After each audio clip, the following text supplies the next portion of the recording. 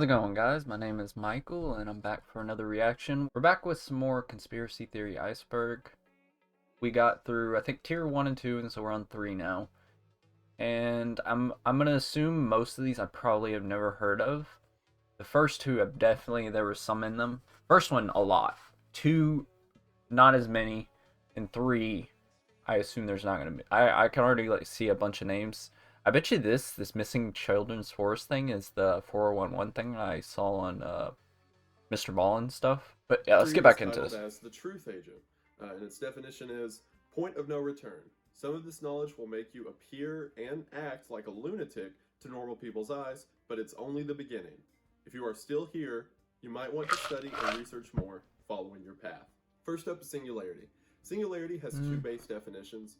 The first is the idea of an infinite zero in an equation. So I thought singularity was like black holes.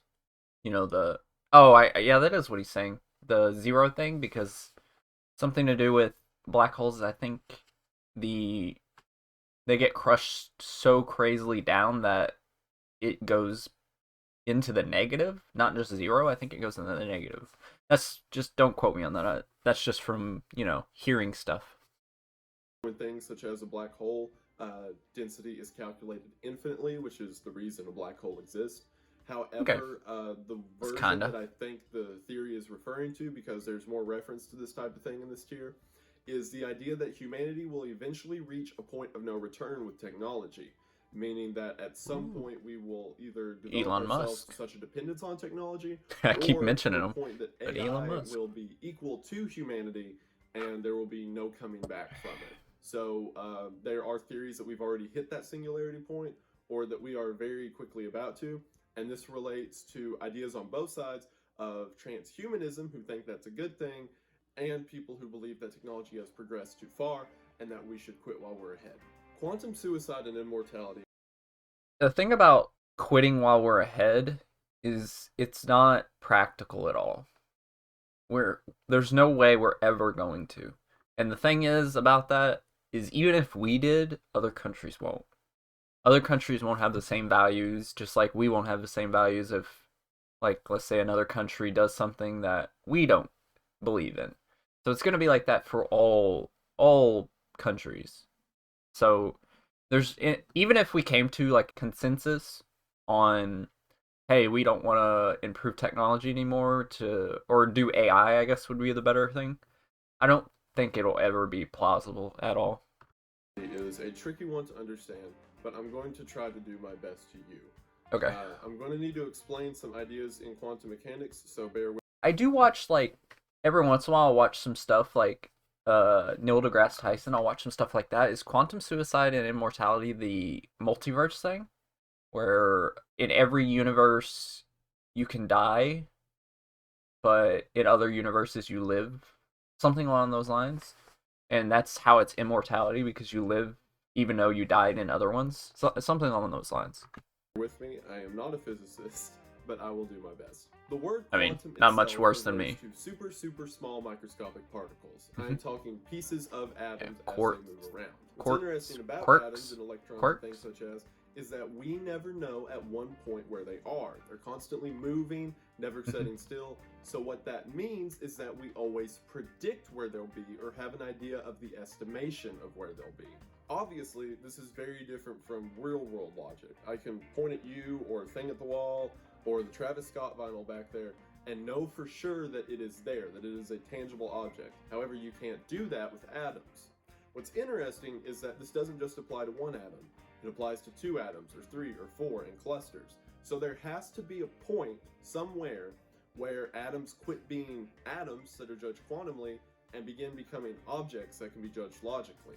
This goes Okay. back to the whole idea of a sand pile, that if you have a heap of sand and you periodically take 1 grain of sand out, it never quits being a heap. But by that logic, by the time you get down to 1 bit of sand, that's still technically a heap, unless there's some rule that changes it somewhere. Yeah, All that's this weird. really has to do with thought experiments and theories and things such as. And quantum suicide and immortality itself is one of these thought experiments. If we apply quantum mechanics to real large Was it world creations such as humans Schrodinger's or cat? chairs or what have you, that's where we get into ideas like Schrodinger's cat. Yeah. Schrodinger's cat is the idea that if you were to take a cat and to put it in a box, then inside this box there was a mechanism that had a 50% chance of killing the cat. The cat would be both dead and alive until observed. Now remember, this is all applying to quantum mechanics.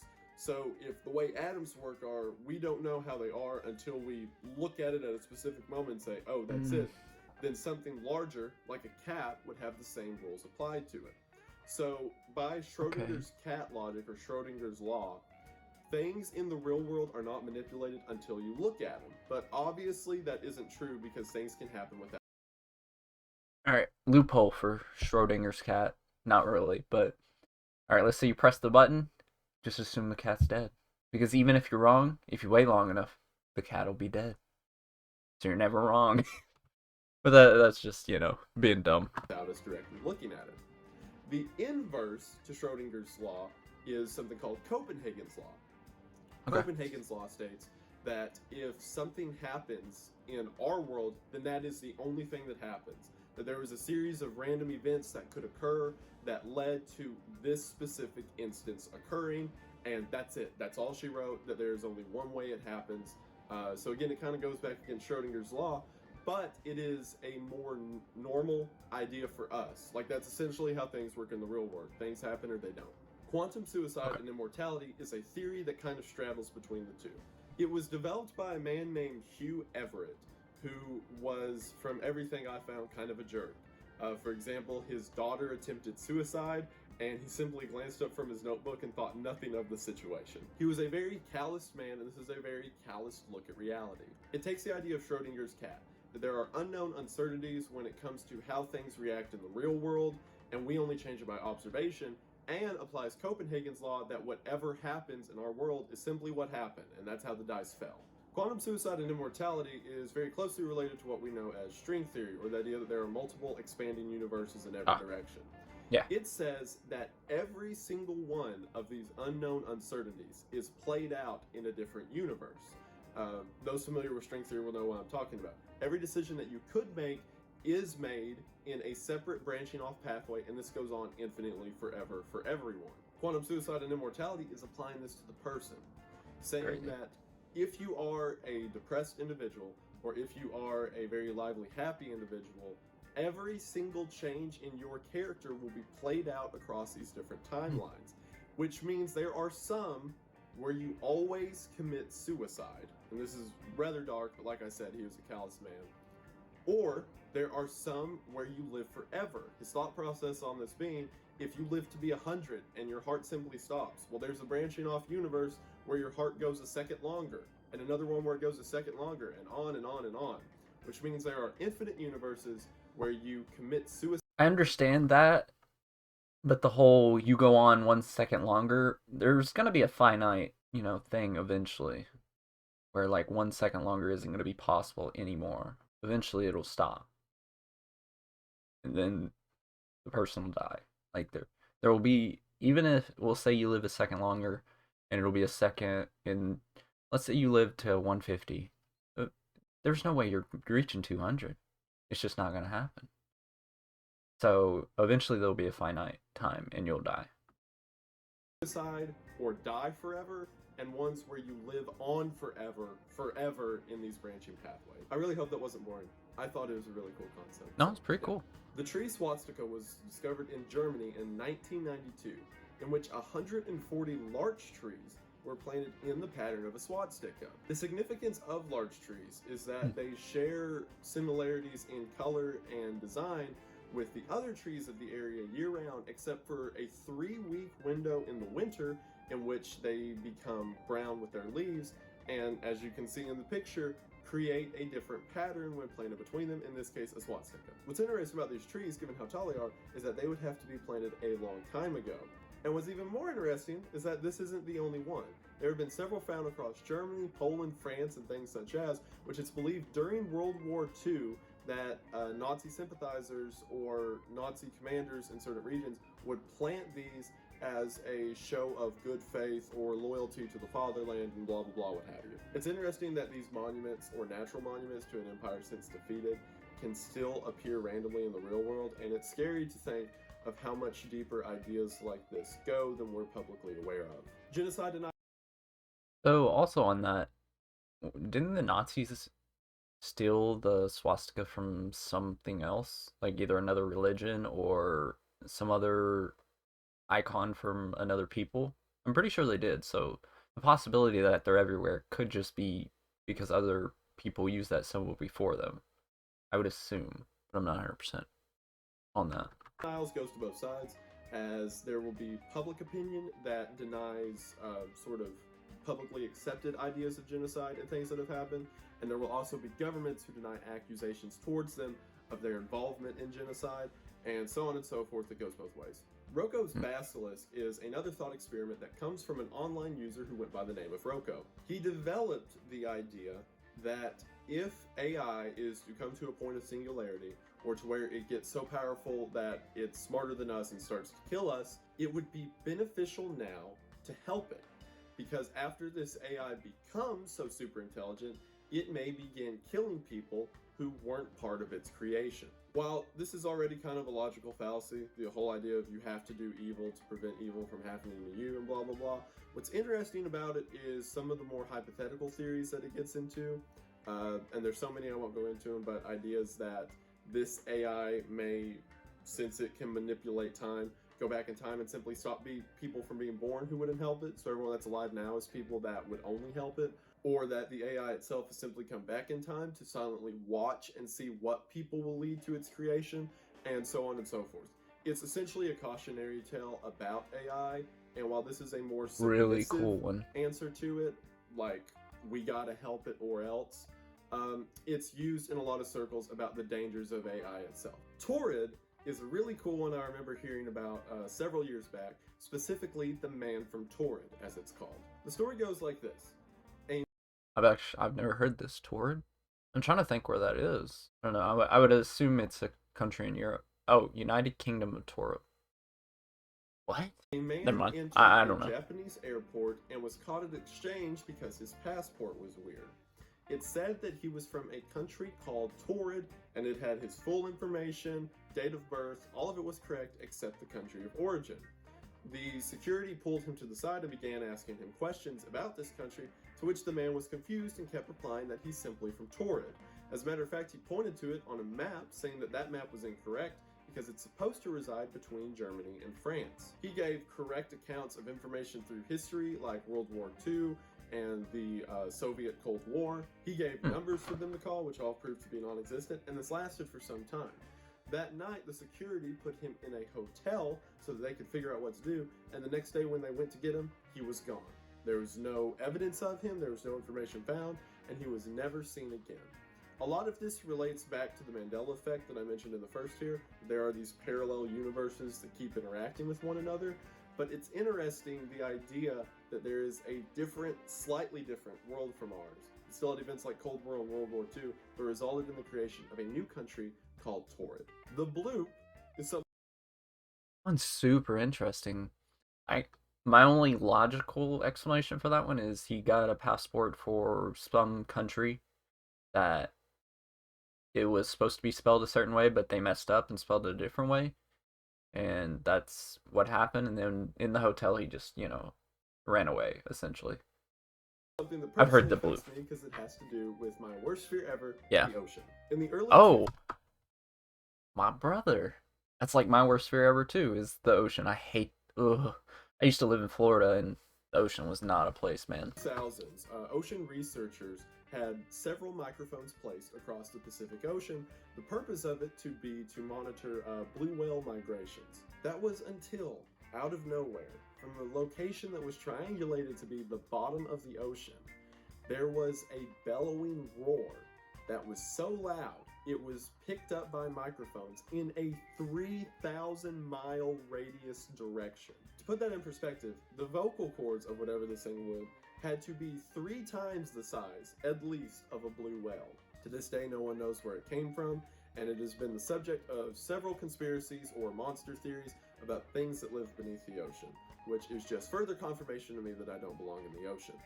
Amen. Rosicrucianism is closely related to an old religion that was a branch off of Christianity some 800 years ago, known as Gnosticism, or Gnosticism, not sure how to pronounce it. It essentially follows the idea that God and the Trinity is real from Christianity, but that there are lesser gods, and each of them are mandated to do different things. More specifically, the idea that the lesser god that created Earth is evil and mischievous, and that's why there's so much sin and misery on our Earth. While good things come from Christ and the Godhead, bad things. So I did go to church when I was younger, and I remember in the Bible, I think it does mention other gods. The other gods, I think the consensus was they were demons, but I'm not 100% on that. I don't remember, it was a long time ago. It was probably when I was like 10-ish, so it was a while ago. But I'm pretty sure that's how that went. Things come from our smaller god. Rosicrucianism, from everything that I can find, believes this theory but applies more science into it. Where this applies is that almost everything I found about Rosicrucianism applies to the Masons. The idea being that several of the founders of the Freemasons subscribe to this ideology, and were not only that, but were sort of high priest in this order. So the idea of deidal Christianity mixed with phenomenal science creating the Freemasons stays in line with most of the theories that apply to them. Sinkholes are exactly what it's referring to. Wait, how's this Sinkholes, conspiracy for those theory? that don't know, periodically, especially in man-made areas, Isn't this just limestone that's water is eroded? Isn't that essentially what it is? giant holes in the ground can open up, and I mean huge. It doesn't just have to be wherever man-made items are, but that's normally where it happens. A lot of the theories around this go back to the idea of gods and stuff, that we have overpopulated the earth too much, and so it's cleansing itself, or back to harmonic vibrations on the earth, and make your own calculations. This one's probably not plausible. That's just what the theory We know why the sinkholes Publius happen. Enigma dates back to Pink Floyd's 1994 album, The Division Bell. Someone by the name of Publius appeared online and began saying that there was a secret message hidden in the album The Division Bell, and anyone that figured it out would be given great reward. Now, while you could just chalk this up to some crazy person on boards, they seem to know a whole lot about Pink Floyd and the album itself, and when questioned about their legitimacy, they said to watch the stage at the next Pink Floyd concert, to which the lights began flashing in code the name of Publius. So obviously this guy has connection somewhere.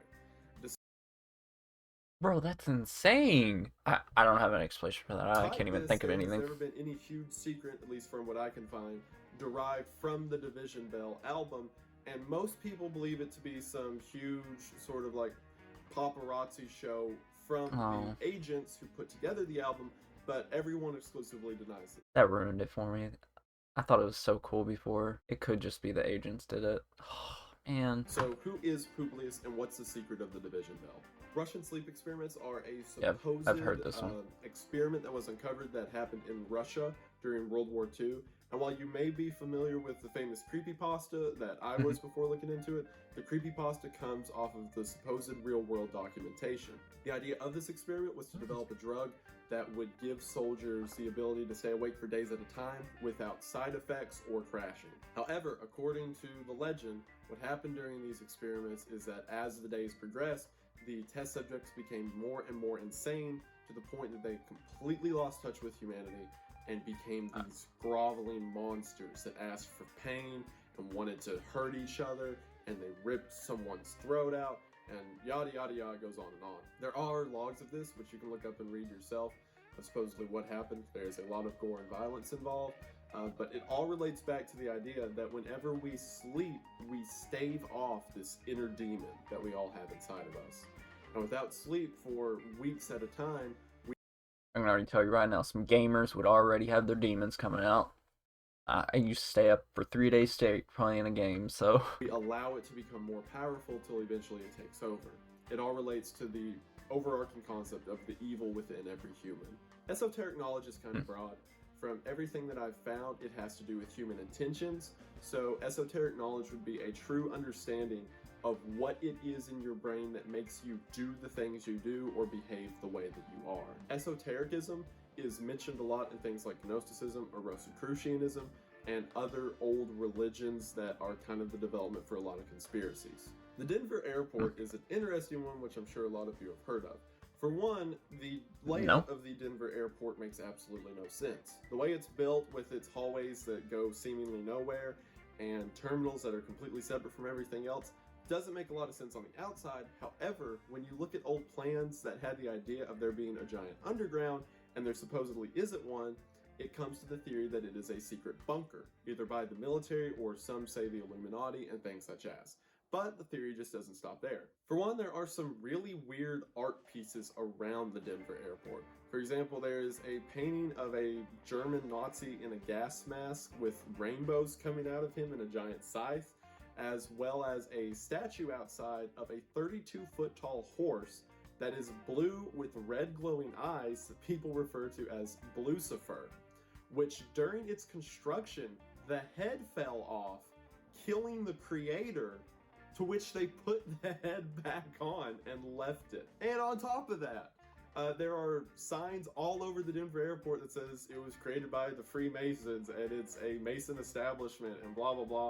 This right here has to be publicity. It has to be. There's no way. And theories range from the idea of Denver airport being the gateway to hell to just the idea that it's a secret military or Freemason base that is kept quiet from the public. Archons relate back to Gnosticism, which I mentioned earlier. I hope I'm pronouncing that right. Essentially, if the lesser god created our world, You say Gnosticism? the Archons are his helpers or tormentors. And it goes Hold on. which I mentioned earlier. I hope I'm pronouncing that right. Essentially, if the lesser god created our world, the Archons are his helpers or tormentors. Oh, okay. And it goes in the idea that mischievous or evil things that happen in the real world are the deliberate actions of these tiny demons. I say tiny demons, essentially it's just demons working for a different entity than the devil. So you could be safe to say these are the demons of Gnosticism. Spirit science is exactly what it says. The idea that scientific concepts can be related to spiritualism and things like auras and chakras and things such as, and that through application of spirit science you can unlock or understand your inner self. The plane of jars is interesting. In Laos, there are these fields that are all grouped together that hold anywhere between 1 to 400 of these giant 9-foot wide stone jars. They've all been carved out from stone, most of them have lids with them, and they're just sitting in these fields and no one knows where they came from.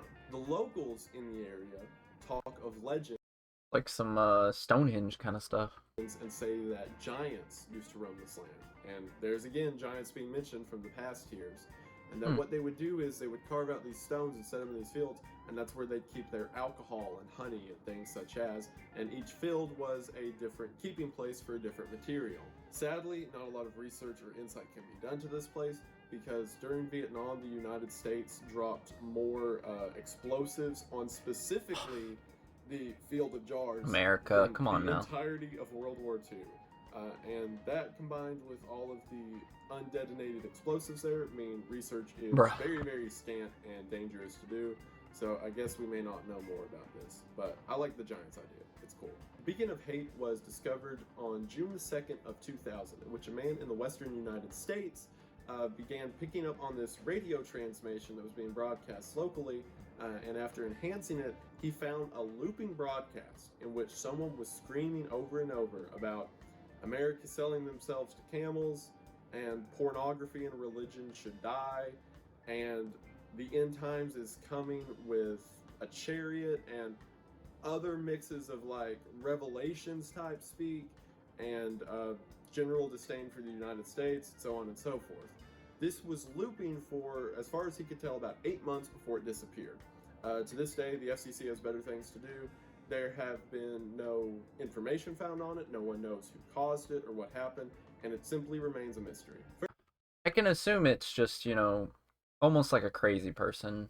Because just down a few streets away from me, I have a dude who literally has a massive antenna in his backyard. It's like, it's probably, I don't know, like 40 feet tall or something, probably taller than that, but it's huge. And I assume he does something radio related.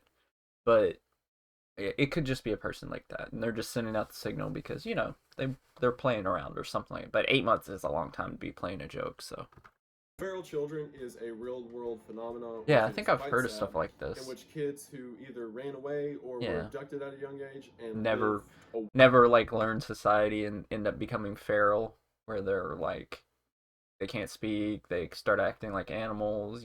away from human contact, simply became feral. This is observed a lot whenever researchers go to lesser populated areas such as forest and jungles, in which children have been allowed to get away from their families and been raised in the wilderness. Normally, the child is very either scared of human interaction or violent around humans and resolves to things such as running on all fours, but it can also result in some very interesting side effects such as different form bone structure and nasal pathways that Oh, are simply just evidence of adaptation in humans.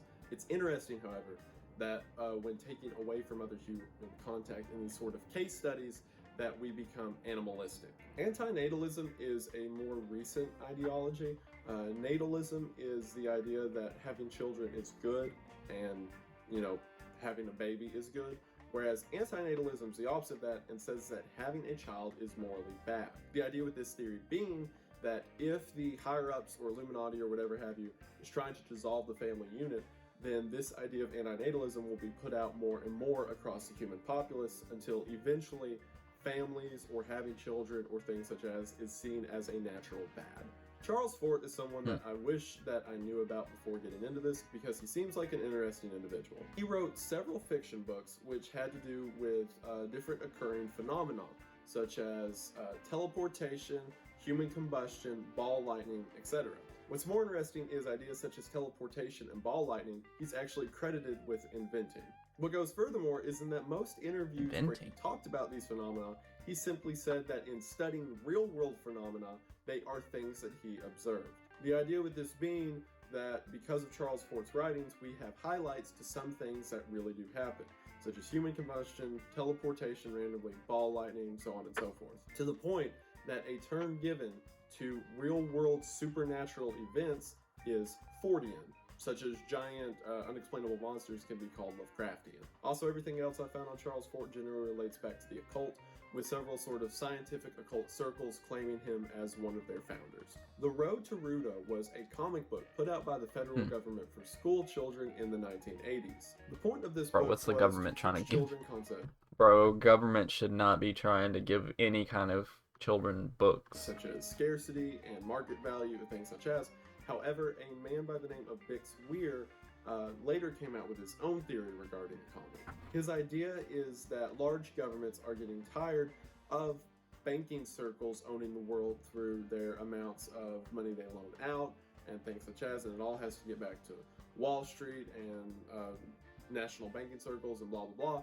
But his idea is the comic is showing a federal idea to get back to a new gold standard, or the idea that after a great reset, so to speak, which is being talked about a lot now in the news, that we could reverse our current banking circle idea and return to a second gold standard, as he calls it. Mereological nihilism is another one of those thought concepts. It's the idea that there are no things that are composed of other things. They are simply the smaller things made into bigger things. What I mean by that is there's no such thing as a chair.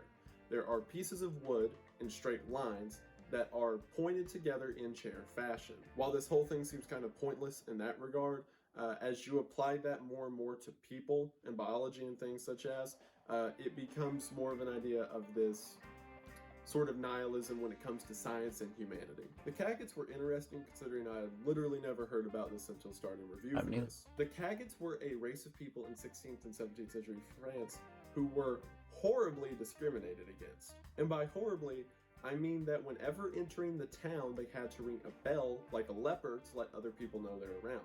Not only that, but they had to walk with shoes on at all times or be arrested, so that way their skin didn't touch the ground that other barefoot people had to walk on. They were not allowed to farm. One Cagot who tried to, on his own land, had stakes run through his feet, and they had to use a specific font when writing, that way people would know a Cagot wrote it. If they didn't, as happened to one man, he had his hand cut off and pinned to the church door. And there were several rumors that spread up about them, like because they wore shoes all the time, people said that they had webbed feet, or because they only wrote in one font, children would say that that's because they have the devil's handwriting. What's really weird is no one knows where they came from. They seemingly look like any other French person. The ideas were they came from a defeated army during the Goth period way back, but that can't be confirmed. Ideas are that they are people from north of the English Channel who came south and were simply shamed against, but that can't be confirmed. So seemingly this race just pops up in France, is horribly hated, and then disappears. It wasn't until the French Revolution, in which several Cagots went to record offices and burned any information that they were Cagots, and simply assimilated back into French society. Deep Sea Lab.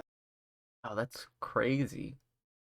I assume the people at those days knew they had a reason for discriminating. I'm not saying a good reason, but obviously they had something that they believed was the right thing, which obviously it wasn't. But I assume they did. We'll probably never know what it was. Lab text relates to real experiments that happened called Sea Lab, which were carried out by the United States Navy. The idea was to place these science capsules in different spots around the ocean for researchers to live in and do research from. The first two went off without a hitch. However, the third one, during its setup, someone went down to fix a carbon monoxide poisoning problem and died in the process, so the Navy shut the entire thing down. The theory is that these experiments are still being carried out in secret for whatever reason, and the idea that it was kept out of public eye, not because someone died, but because they wanted to start research on something the public shouldn't be aware of. However, I think the biggest travesty that come from that is that the people who went down into these spaces were called aquanauts, and we need to bring that back. Hitler escaped that's pretty cool. He was relating back to what I've talked about in previous tiers, known as Agartha. The idea being that the Nazis at the space 221 were supposedly looking for Agartha, which, keep in mind, would be the entire Earth's inside, found it, made tunnels that led up to Berlin and Germany, and whenever Germany began losing the war, Hitler simply went underground into this underworld. So if you were to get to the secret plane of Agartha, it would theoretically be Nazis and giants. So do with that information what you want. Illuminati blood banks is exactly what it says. There are real-world programs where the rich can buy the blood of the young in order to get transfusions. Oh, I've heard this.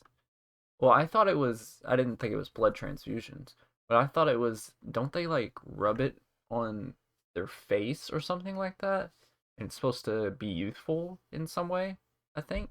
For it to ideally make them younger, and there are things like blood facials that Yeah. do, and we are living in a dystopia. However, Illuminati Blood Banks just says that this secret Illuminati organization has near infinite supplies for these for their members, so that they can always harvest the blood of the young to stay fit. I mean, obviously, I don't think it's going to work. One of the least outlandish on this entire list. Sacred geometry is that the idea that there are certain shapes and patterns in geometry that relate to the construction of the real world. So much so that God himself would be the geometric shape of life itself. And it gets into this whole idea that certain shapes can be used to summon different things, and so on and so forth. The Black Pope prophecy comes from a supposed prediction that popped up in the 1500s, specifically 1590, that was 112 phrases to describe every pope in existence. Not only everyone that had came before, that everyone that was coming afterwards. Whoever made this is often switched around, with people saying it being different saints or bishops in the church. This eventually leads to a final pope, which it says will bring the fall of Rome. However, this one, from everything I found, is pretty fake. Like, it had all of them right up until 1590 when it was written, and then after that, none of them made any sense applied to different popes or whatever. DMT beans is the fact that while on DMT, Oh, I've heard this. Like, people have similar experiences when they're under psychedelic drugs, and they'll always say they see certain beings, or I thought that they were called elves. I don't know for sure, but they would see these beings and they would talk to them and stuff like that, but everyone would say they see the same beings, which is that's creepy, man. several different individuals have these shared hallucinations of something called clockwork elves, which appear as these elves. tall, silvery, slender creatures that watch over them while they're high. Not only that, but there are several shared hallucinations involving syntax and life and blah blah blah. don't do drugs. The Missing Children Forest refers to a Yeah, 700,000 probably. acre forest in LA County, Los Angeles, in which children have gone missing with no evidence found afterwards. Originally, there was about 8 kids that went missing and was later pinned on a serial killer in the area, but since then he's been in jail and people have still gone missing in this forest. They've To the missed a point serial that killer. Dozens of kids simply walk into the woods and never return. This can lead to tons of speculation, but it all traces back to the idea of what in these woods is drawing kids in and what's making them not be found. Solipsism is the concept that nothing outside of your own mind can be known. For example, we could all be in the Matrix right now and everything we see be fake. We could be in alternate realities and everything that we see is an illusion, blah blah blah, but the only thing you can know for sure is your mind. The fact that you are having thoughts right now and that you created these thoughts is the only thing that can be known for sure. And it is the base theory for the famous phrase, I think, therefore I am. Thule is a concept that has been traced back to the early Greeks, in the idea that on all their maps they had this region located far to the north known as Thule, in which they said that's where sea monsters came from, that's where these giants came from, etc., etc. There's different theories about, well, maybe it was Ireland or maybe it was Norway and whatever have you, but what's interesting is it's never been exactly laid down. And while all of the Greeks had sort of this unified idea of what Thule was and what was there, we can't find anything that exactly matches it in our modern text. So Atlantis? maybe it's something that sank below ground in a plate shift, or maybe it's something that never existed. Who knows? Der Glocke is German for the bell and refers to secret Nazi superweapon research that occurred in World War II.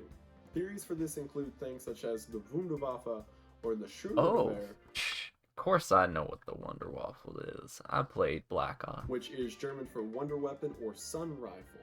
The ideas for this being that the Germans were looking ways to concentrate radiation into these centralized waves as a form of attack, or electricity itself in these sort of like long-range tasers. Not only that, but there were records of them looking into teleportation and how to move people instantly over large distances. Yeah, this is all like Black They were Ops. looking for these giant air plug cannons that would fire a piece of air large enough to take out planes.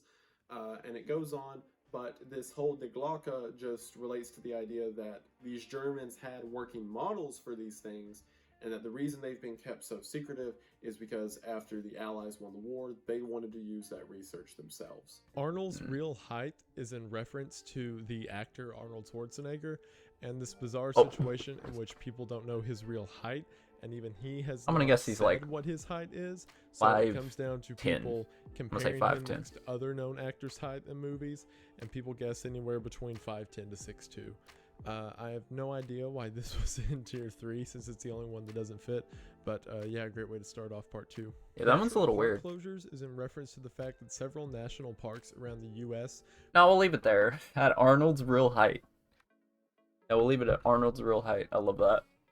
Okay, thank you guys for watching. I'm gonna cut this one slightly short because it took so long to process the other video that I don't want to do that again. So, yeah, I hope you guys enjoyed this. Thank you guys for watching, and I'll catch you guys later.